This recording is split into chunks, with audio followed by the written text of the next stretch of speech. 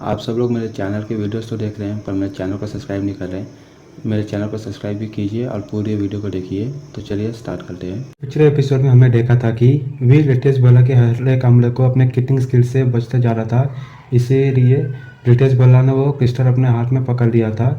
और इस एपिसोड के स्टार्टिंग में हम देखते हैं रितेश बल्ला वो क्रिस्टल को अपने हाथ में पकड़ के और कहता है, अब तुम सब लोग मरने वाले हो।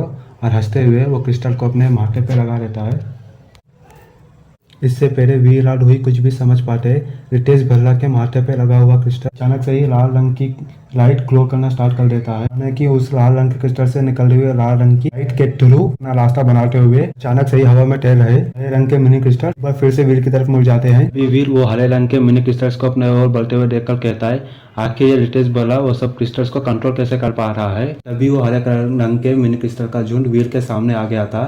तभी अचानक से एक क्यू की आवाज सुनाई देती है। वीर के पॉकेट से एक छनछनाने की आवाज आती है। वो आवाज आती है, हरे रंग के मिनी क्रिस्टल्स उधर ही फ्रीज हो जाते हैं और वापस से घूमकर रितेश बल्ला के ऊपर हमला करने लग जाते हैं। ऐसा होते हुए देखकर वीर बहुत ज्यादा ही शॉक हो जाता है और कहता है, आखिर ये क्रिस्टल्स वापस जाकर रितेश बल्ला पे अटैक क्यों कर रहे हैं, ऐसा क्या हो गया इधर। जैसे ही रितेश बल्ला वो क्रिस्टल्स को अपनी ओर आते हुए देखता है, वह जल्दी जल्दी से अपने हाथ में लगे हुए लाल क्रिस्टल को आधा देने लगता है। मुझे मत मारो, जाके उन लोगों को मारो, जाके उन लोगों को मारो। देखते ही देखते अगले पर वो मिनी क्रिस्टल्स ने रितेश बल्ला की बॉडी को कवर कर लिया था और उसके ऊपर अटैक कर लिया था और उसके बॉडी से हर एक खून को चूस लिया था। उसके बाद रितेश बल्ला की बॉडी पूरी तरह से सूख गई थी। मरने के बाद भी रितेश बल्ला की आंखें हैरानी से खुरी की खुरी रह गई थी। ये सब देख के रूही को घिन आने लगती है, इसलिए रूही अपना चेहरा वहां से घुमा लेती है। भी रितेश बल्ला की ऐसी हालत होते हुए देखकर कहता है, तभी भी रूही से कहता है, क्या तुमने किसी बग की आवाज सुनी है क्या। मुझे लग रहा है किसी बग की आवाज आई थी।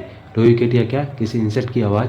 तभी वीर को कुछ याद आता है। तभी वीर अपने हाथ अपने पॉकेट में डालता है। तभी फिर वीर उस हरे रंग के यूनिकॉर्न बीटल को बाहर निकाल लेता है। तभी वीर उस बीटल को देखते हुए कहता है, जैसे ही मैंने सुना कि ये बीटल ने क्यू की आवाज की थी, वैसे ही वो सारे मिनी क्रिस्टल्स वापस से घूमकर रितेश बल्ला के ऊपर अटैक करने चले गए थे। तभी रूही कहती है, आखिर ये चीज है क्या। इसके कर्तन वो सारे मिनी क्रिस्टल्स ने हमारे ऊपर हमला नहीं किया और मुझे ये भी लगता है जब हम वो ब्रिज पार कर लेते इसी के कर्तन वो मिनी क्रिस्टल्स हम लोग के ऊपर गिरे भी नहीं।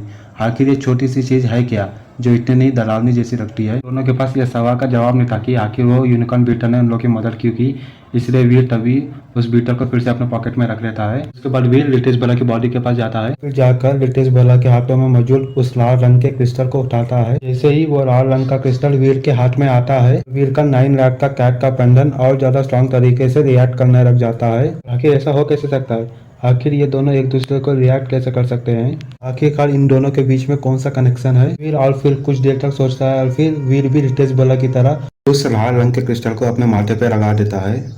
जैसे ही वीर ने उस लाल रंग के क्रिस्टल को अपने माथे पे लगाया, अचानक से ही वीर को अपने ब्रेन में एक गर्म सी स्टीम बहती हुई महसूस होती है। ये फीलिंग काफी कुछ वैसी थी जैसे वीर ने अब महसूस की थी जब उसने ब्रेन क्रिस्टल का इस्तेमाल किया था। तभी वीर बहुत ज्यादा शॉक हो जाता है क्योंकि वो लाल रंग का क्रिस्टल वीर के माथे पे ही मेल्ट होना स्टार्ट हो जाता है। और तभी रूही ये सब होते हुए देखकर वीर से पूछती है, क्या तुम ठीक हो वीर। ठीक हो रूही, रिलैक्स। चीज ब्रेन क्रिस्टल से मिलती जुलती है। मुझे बस एक ही चीज समझ में नहीं आ रही कि कैसे रितेश बल्ला लाल रंग के क्रिस्टल का इस्तेमाल करके बाकी सब क्रिस्टल्स को कंट्रोल कर रहा था। पता नहीं वीर, दोनों ही रितेश बल्ला और प्रोफेसर मर चुके हैं। इसलिए मुझे लगता है कि अब किसी को भी इस सच के बारे में पता होगा। और पता नहीं कैसे ही पृथ्वी ग्रह के 2 इलिट्स इस क्रिस्टलाइजर लून में बहुत ही अजीबो तरीके से मारे गए। तभी वीर प्रोफेसर और जयराम कश्यप की बॉडी को वीर रूही की बात सुनते हुए प्रोफेसर की पॉकेट्स को चेक करता है पर उसे कोई भी 9 लाख कैट का कार्ड नहीं मिलता है। पर जैसे ही वीर रितेश बल्ला के पॉकेट्स को चेक करता है, उसे एक 9 लाख कैट का कार्ड मिलता है। तभी वीर उसके बाद कहता है, चलो वीर, मेरे ख्याल से अब हमें यहाँ से चलना चाहिए। यूनिकॉर्न बीटल के हमारे साथ होने की वजह से हमारा यहाँ से सेफली एग्जिट करना और इस रूई में बचे हुए सभी लोगों को ढूंढना बहुत ही ज्यादा आसान हो जाएगा। से भी अब ये सारी चीज जो भी क्रिस्टल लाइब्रेरी कोर में है सब अब अलायंस को बिलोंग करती है। वीर और रूही उस लाइब्रेरी के बाहर निकलते हैं। तभी उन्हें रूबिक्स क्यूब कार्ड मिल जाता है। वीर और रूही बहुत ज्यादा शॉक हो जाते हैं क्योंकि वो रूबिक्स क्यूब कार्ड उन लोगों के ऊपर हमला नहीं करता है। तभी वीर समझ जाता है ये लगता है उस ग्रीन यूनिकॉर्न बीटल के वजह से हुआ है। इसकी वजह से मैं अब सब लोगों को ढूंढकर यहाँ से बाहर तो निकल सकता हूँ, पर मेरे को ये ध्यान में रखना होगा जैसे मैं शिप में बोल्ट करूँ, बस मेरे को इसको स्कैन होने नहीं देना है, नहीं तो ये चीज़ जो भी है वो अलायंस के हाथों में चली जाएगी। फिर उसके बाद सीन चेंज होता है और हमें वीर को दिखाया जाता है जो तफने शिप में बहता रहता है। तभी वीर उस बीटल को देखकर कहता है, मुझे लगा नहीं था कि तुम स्कैन से बच पाओगे। वीर उस बीटल को अपने पास बुलाता है, पर उस बीटल को वीर की आवाज़ समझ में नहीं आ रही होती है। वो उधर ही का उधर ही बैठा रहता है, लेकिन वीर को अपने बेड के ऊपर से उठने में बहुत ज़्यादा ही आलस आ रहा था कि वो जाके उस बीटल को पकड़ ले। तभी अचानक से उस यूनिकॉर्न बीटल की बॉडी को कोई चीज़ पकड़ लेती है और वो टहलता हुआ वीर की तरफ आने लगता है। फिर अचानक से ही वीर को कुछ रियलाइज होता है और वीर के इस रियलाइजेशन के साथ वीर शॉक हो जाता है। जैसे ही वीर अपने मन के ख्यालों को चेंज करता है, तभी वो बीटल जो हवा में तैर रहा होता है अचानक से अपना सपोर्ट खोल देता है और जमीन पे गिर जाता है। एक बार फिर से वीर अपने दिमाग को यूनिकॉर्न बीटल पे फोकस करता है, तभी वो यूनिकॉर्न बीटल फिर से जमीन से उठ के उल्टे हुए सीधा वीर के हाथ पे आ जाता है। तभी वीर बहुत ज़्यादा ही खुश हो जाता है और कहता है, अब मेरे पास ऐसी एबिलिटी आ गई है कि किसी भी छोटी चीज़ को जो मेरे कम डिस्टेंस में है मैं उसे उठा सकता हूँ, वो भी सिर्फ अपने दिमाग के कंट्रोल से। तभी वीर अपना फोकस दूसरे ऑब्जेक्ट्स पर करता है। तभी वीर एक ग्लास को अपने माइंड से उठाने की कोशिश करता है और वो ग्लास फूट जाता है। ये देख के तो वीर का खुशी का ठिकाना नहीं रहता है। वो कहता है, वाह, मेरे को ऐसी एबिलिटी मिल गई है जिससे मैं कोई सी भी चीज़ को उठा सकता हूँ, पर बस वो मेरे कुछ ही डिस्टेंस में उठा सकता हूँ, ज़्यादा दूर से नहीं, वो भी बस मैं अपने माइंड का इस्तेमाल करके।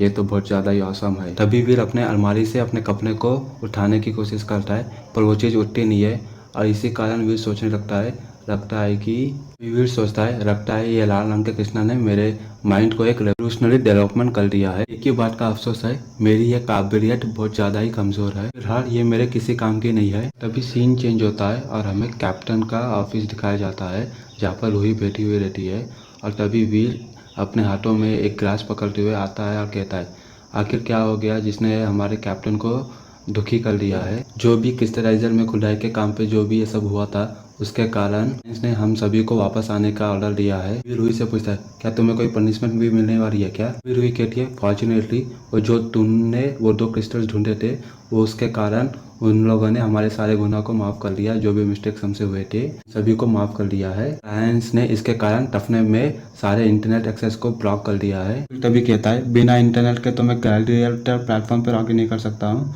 तभी रूही कहती है, तो तुम ग्लैडिएटर प्लेटफॉर्म पर तो लॉगिन नहीं कर सकते हो, पर तुम मिलिट्री के वर्चुअल कैंप में जाकर ट्रेन कर सकते हो। अभी रूही पूछती है, आखिर मैटर क्या है? तभी भी रूही को समझाता है कि मैंने एक नई टेक्निक सीखी है और वो टेक्निक को मैं एक्चुअल कॉम्बैट में यूज़ करना चाहता हूँ, इसलिए मैं ट्रेनिंग कैंप में लॉगिन करता हूँ। अभी ने वॉर मशीन का एक सोल्जर को अपना वर्चुअल आईडी का यूजर नेम सेलेक्ट किया था। वीर अपने ओपोनेंट की डिटेल चेक करता है और तभी उसे पता चलता है कि लंबी लड़की है जिसने अपना फेस ब्लर का ऑप्शन सेलेक्ट किया था, उसका आईडी नेम मिस परफ्यूम था। फिर भाई अपने ओपोनेंट से लड़ने के लिए तैयार होता और भाई दूसरे समय पृथ्वी ग्रह के टेलीपोर्टेशन पर अग्नि सेरगी वर्चुअल कैंप में एंटर करने के लिए होलोग्राम का इस्तेमाल कर रही थी और उसका आईडी नेम और कुछ नहीं मिस परफ्यूम था।